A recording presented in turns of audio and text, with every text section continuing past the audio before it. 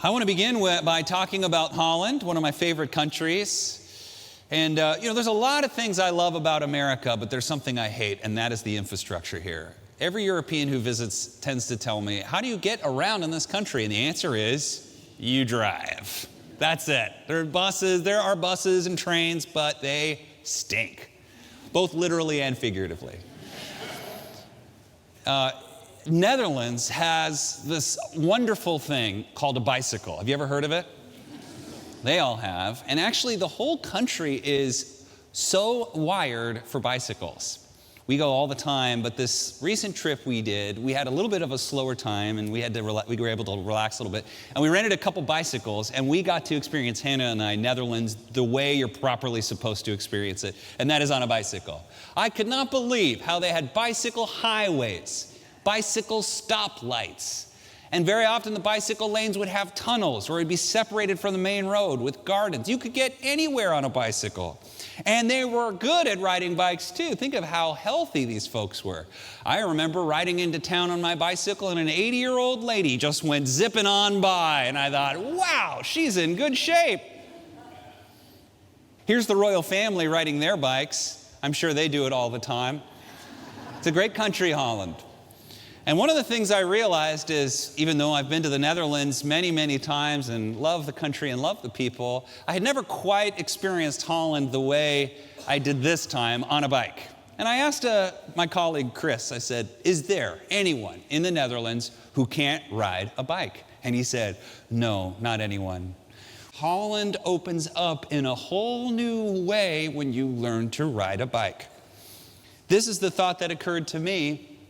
Many of us have so much of life that would open up, but the thing that stands between us and that life is a set of skills.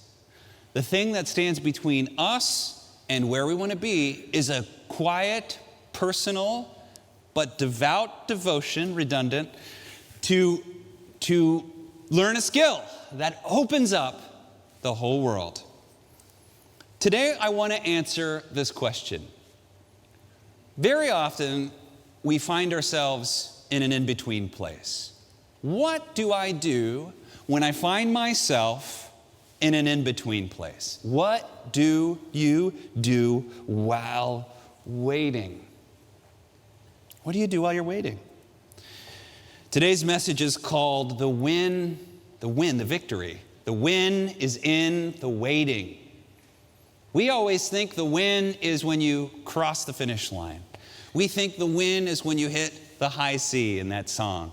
We think the win is when you receive the trophy, or when you receive the promotion, or when you get the great moment in life to perform in the place you've always wanted to perform in. But the truth is, the win happens before those things. The win is in becoming a person.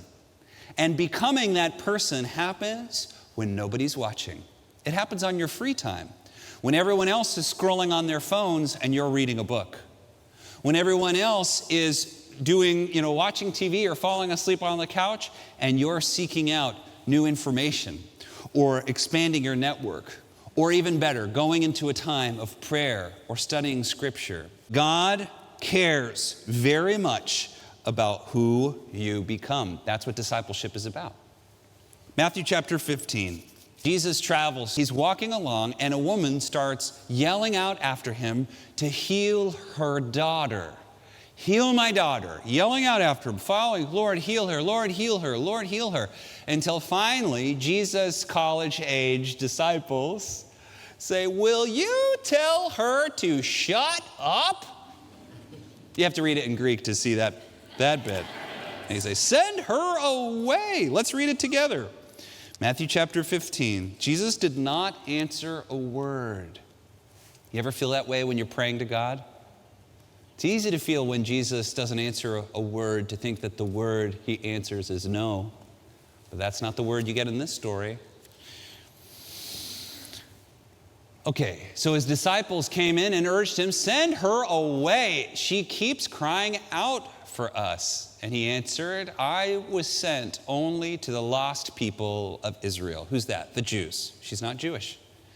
The woman came and knelt before him. Lord, help me, she said. And he replied, "It is not right to take the children's bread and toss it to dogs." Dogs? Dogs? Toss it? You're a dog? If that sounds bad in English, I promise you it sounds like 1,000,000 times worse in Aramaic. It's obscenely offensive to the max, incredibly offensive. Dogs? She wants him to heal her daughter and he calls her a dog? Goes right over her head. Right? He says, it's not right to take the children's bread and give it to dogs. She says, yes, it is, Lord. Ooh, talking back to God. Yes, it is, Lord, she said. Even the dogs eat the crumbs that fall from their master's table. You hear what she says there? Yep, I'm a dog. Call me whatever you want. Just heal my daughter. Call me whatever you want. Just give me my miracle. Say whatever you will about me. I need a miracle from you. Call me anything you want. I love lines like that too. It's a very Middle Eastern thing, a wonderful culture full of cleverness like that. I just think turning it around, and Jesus said to her, "Woman, you have great faith." Only 2 times in the whole Bible Jesus says that. This is one of them. You, everybody else has little faith. Everybody else is the little faiths. Not her. You have great faith. Did Jesus love this woman? The answer is, of course.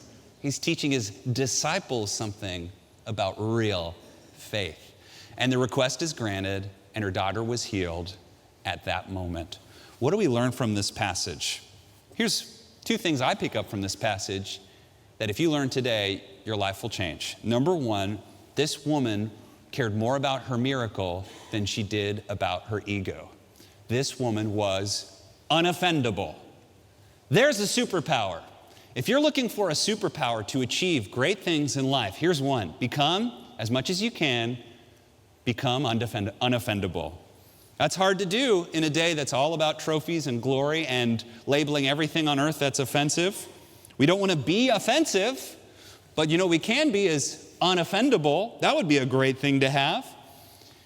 One commentator on this passage said, she was too desperate to take offense.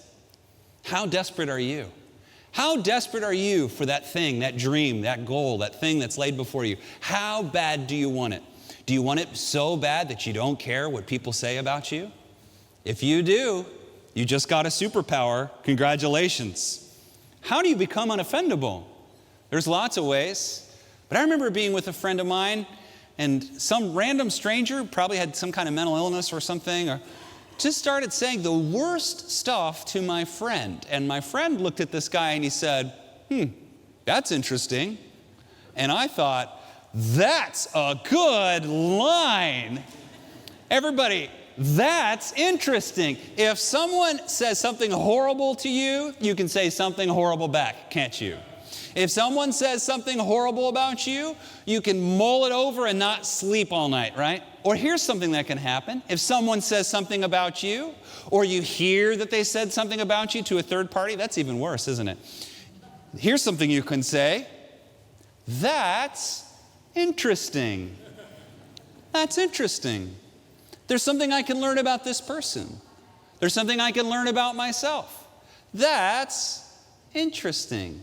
I promise you that if you work on being less offendable, you will have more power in your life. So that's one thing I learned, is that she cared more about her miracle than she did her ego. Her desperation for a miracle was greater than the offense. Number 2, Dr. Schuller said it best, God's delays aren't God's denials. Right? Jesus is walking around. She keeps saying, Lord, heal my daughter. Lord, heal my daughter. Lord, heal my daughter. Lord, heal my daughter. Heal my daughter. And what does he say? Not a word, until his disciples say, tell her to shut up.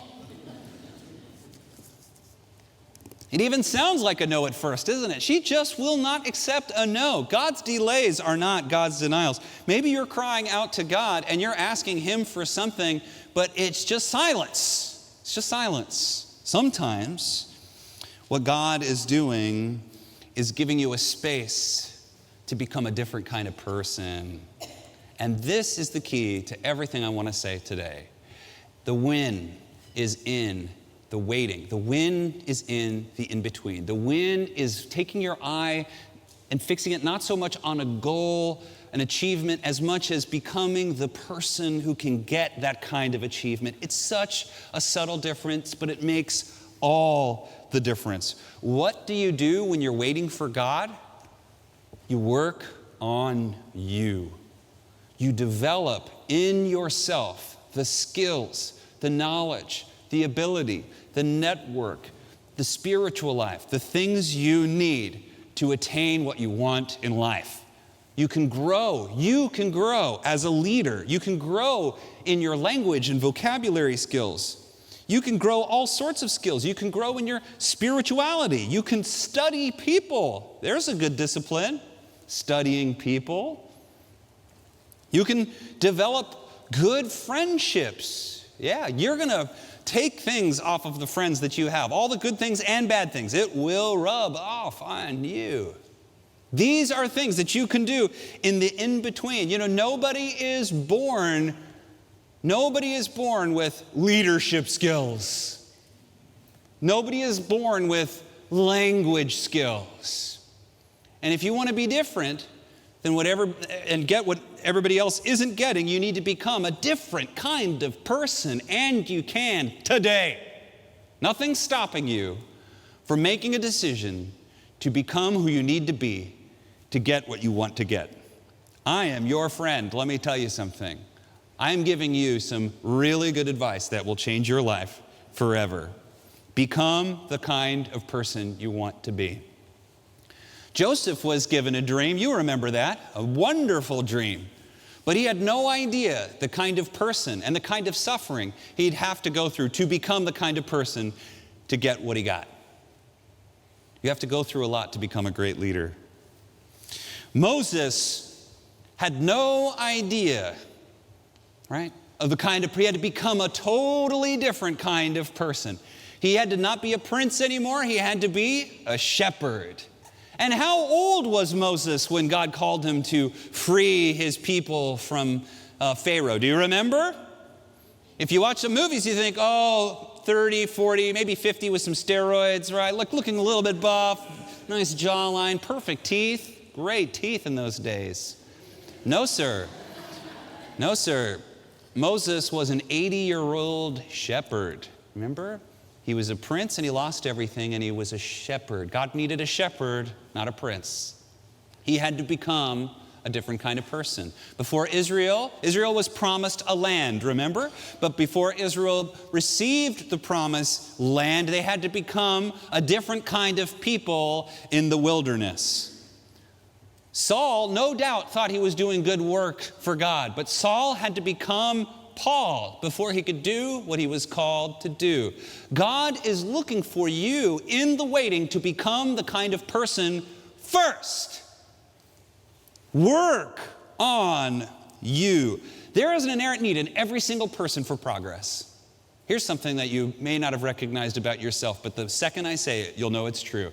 All of us want a sense of progress in our personal progress in our lives.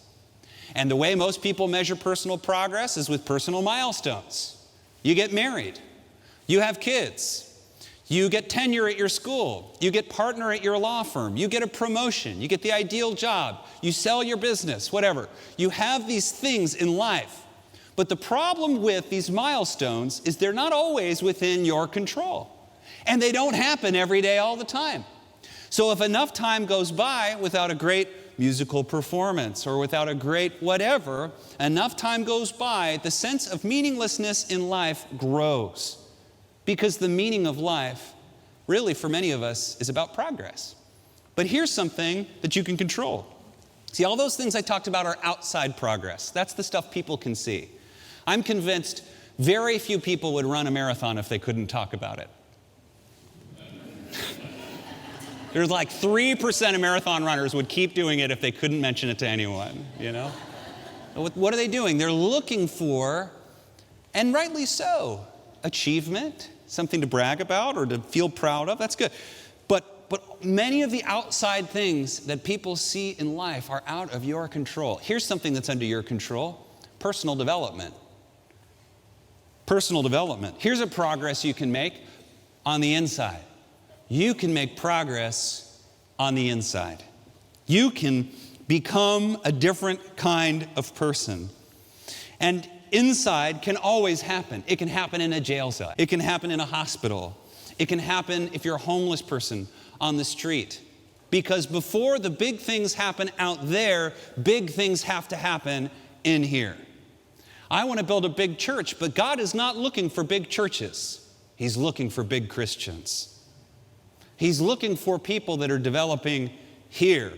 One big Christian can do a lot more than 1,000 big churches. That's a promise. There is no limit to what you can accomplish or do for God if you allow God to do something in you. And if you think about that waiting period between point A and point B as where the real progress happens, when you become a new kind of person. The inside has to be bigger than the outside. The inside has to be bigger than the outside. I often think about this. Do today's college students, what do they want more, a diploma or an education? That's a good question, isn't it?